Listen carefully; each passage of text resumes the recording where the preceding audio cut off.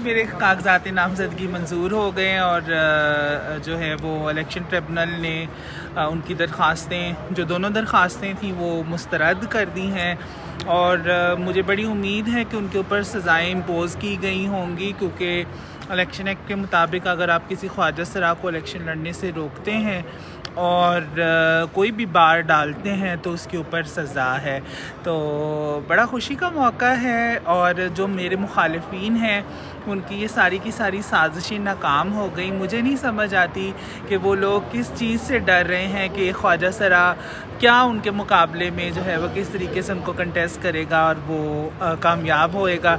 शायद वो अपनी ईगो के ऊपर मेरे मुखालिफिन ले गए हैं, जिसकी वजह से इस तरह के ओछे हथकंडे इस्तेमाल कर रहे हैं। ये बताइएगा, कागजात मंजूर हो गए हैं, लेकिन अभी जो आपका मंशूर है उस हवाले से क्या प्लानिंग है आपकी? क्या चीज़ है जो आप लेकर आ रही हैं सामने? देखिए, मेरा मंशूर जो है डेट इज़ वेरी सिंपल। मेरे मंशूर के अंदर जो है वो गरीबों और अमीरों के लिए, दोनों के लिए एक बड़ा मखसूस पैकेज मौजूद है। मैं थोड़ा सा बताती चलूँ। इस्लामाबाद एक ऐसा शहर है, आपको ऐसा लगता है जब लफ्ज़ सुनते हैं कि कहीं पे बहुत दौलत की फरावानी है, लोग बहुत अच्छी ज़िंदगियाँ गुजार रहे हैं। हालांकि ऐसा नहीं है। इस्लामाबाद की गर्दनवा में बहुत सी कच्ची आबादियाँ मौजूद हैं जहाँ पे लोग बेसिक वसाइल से महरूम हैं। अगर मैं इक़्तिदार में आती हूँ और मैं पार्लियामेंट में बैठती हूँ तो मैं गरीब आवाम जो कि कच्ची बस्तियों में रहते हैं उनकी कच्ची बस्तियों को कानूनी तौर पर मंजूर करवाऊँगी। दूसरे नंबर के ऊपर जो मेरे मंशूर का हिस्सा है उसमें इस्लामाबाद में 500% प्रॉपर्टी टैक्स नाफिज है।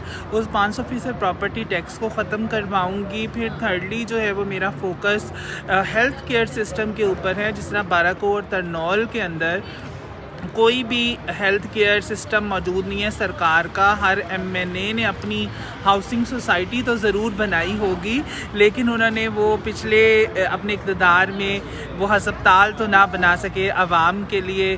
और फिर बहुत सी इंसानी हकूक़ की सरबुलंदी के लिए कानून साजियाँ मेरे मंशूर का हिस्सा हैं। इलेक्शन कैंपेन कब से स्टार्ट कर रही हैं और आपकी कम्युनिटी के बाकी लोग हैं उनकी सपोर्ट आपको हासिल होगी? देखिए, इलेक्शन जो कैंपेन मेरी स्टार्ट हो चुकी है और ज़ोरों शोर से जारी है और बिल्कुल जो है वो मेरी कम्युनिटी की सपोर्ट मेरे साथ है, मेरी कम्युनिटी के लोग मेरे साथ हैं। और कुछ उन चंद लोगों के अलावा जिन लोगों ने मेरी मुखालिफ जमातों के साथ मिलके मेरे कागजात नामजदगी चैलेंज किरदार कशी भी की, मैडम के नाम को बिगाड़ने की कोशिश की। अलमास बोबी साहिबा जो हैं जिनका असल नाम उनके ID कार्ड पे अब्बास शाह लिखा हुआ है और वो कहती हैं कि मैं जबकि हमारे जो कार्ड हैं आप देख सकते हैं महक, और मैडम के कार्ड पे जितने कागजात हैं जो नाम हमारा है वही लिखा हुआ है। कहते और तो वो भी यही है कि आपका भी अरसलान अली लिखा हुआ है।